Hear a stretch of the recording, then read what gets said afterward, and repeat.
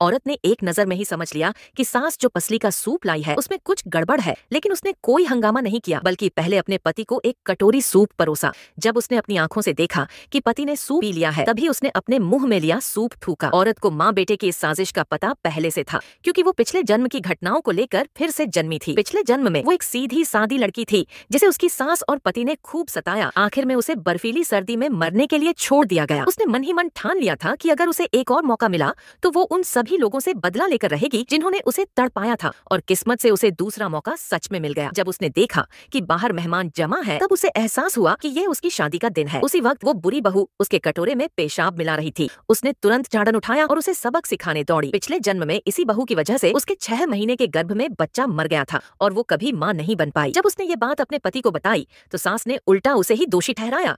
कहा कि वो पिता पुत्र के बीच दरार डालना चाहती है ताकि उसके पेट में पल रहा बच्चा घर में जगह बना सके। पति ने ये सुनते ही उस पर हाथ उठा दिया, उसके बाल पकड़कर कमरे में घसीटकर खूब पीटा। जब बहू ने पलटवार किया तो सास चिल्लाती हुई बाहर भागी। हत्या हो गई, हत्या हो गई। हाय रे किस्मत, ये कैसी बहू आई है मेरे घर। इसका नाम तो दाशाओ लौंग है, लेकिन इसकी हरकतें इसकी पिछवाड़े में जैसे सुअर के कांटे हों। सब कहते हैं अच्छी सास बनना मुश्किल है, मैं तो बस ब्याह कर ही आई हूँ और ये भेड़िए की औलाद मेरे कटोरे में पेशाब कर रही है और तो और मेरी जान लेने पर तुली है। हे भगवान, मेरे माथे पर निशान तक बना दिया है। सास को उम्मीद नहीं थी कि बहू उससे भी ज्यादा रोएगी और नाटक करेगी, तो उसने दिखावा करना छोड़ दिया और शादी में आए सारे मेहमानों को भगा दिया। लेकिन औरत अब चुप रहने वालों में से नहीं थी। रात को जब सास सो रही थी, वो चुपचाप उसके कमरे में गई और उसके बिस्तर पर ओरियो शायद मजाक में शौच कर आई। आधी रात को सास उठी तो बिस्तर में कुछ चिपचिपा महसूस हुआ। सुबह होते ही उसने दरवाजा पीट पीट कर बहू को गालियां देना शुरू कर दिया। चीख पुकार सुनकर पड़ोसी इकट्ठा हो गए और पूछा क्या हुआ। सास चिल्लाई कि उसकी बहू ने उसके बिस्तर में गंदगी कर दी। उल्टी होते होते वो रुक गई। पड़ोसियों ने सोचा कि सास को बस बात न मानने की शिकायत है। क्या हुआ, इतना सा ही तो है, इतना क्यों चिढ़ गई हो। अगर किसी ने आपकी बात न मानी तो क्या उसके सिर पर शौच और पेशाब कर दोगी। नहीं नहीं, मैं सच कह रही हूँ, दिल बड़ा रखो, ऐसा गुस्सा करने से तुम ही बीमार पड़ जाओगी। नुकसान किसका होगा। इतना सब झेलने के बाद भी सास को चैन नहीं मिला। एक दिन जब औरत बाहर घूमने गई, तब उसके लौटते ही सास ने उस पर आरोप लगा दिया कि उसने पैसे चुराकर नए कपड़े खरीदे हैं। लेकिन जब उसके पर्स की तलाशी ली गई तो उसमें कुछ नहीं मिला। औरत को पहले से पता था कि सास ऐसा करेगी, इसलिए उसने पैसे कहीं और छुपा दिए थे। सास चिल्लाई, कहाँ खर्च कर दिए पैसे, कहीं मायके तो नहीं भेजे। औरत भड़क गई, तू बूढ़ी चुड़ैल, मुझ पर उंगली मत उठाना। जो मायका मुझे बेचने पर तुला था, मैं वहाँ पैसे भेजूं, मैं पागल हूँ क्या। ससुराल वाले बोले, तू अपने ससुराल को जेल कहती है, जल्दी से घुटनों के बल बैठकर माँ से माफी मांग। हर बार जब पैसे गायब होते हैं तो मुझे दोष देती हो। तुम क्यों नहीं अपनी माँ से पूछती। कौन जाने तुम्हारी माँ ने कुछ पैसे लेकर तुम्हारे लिए कोई सौतेला बाप ढूंढ लिया हो। मार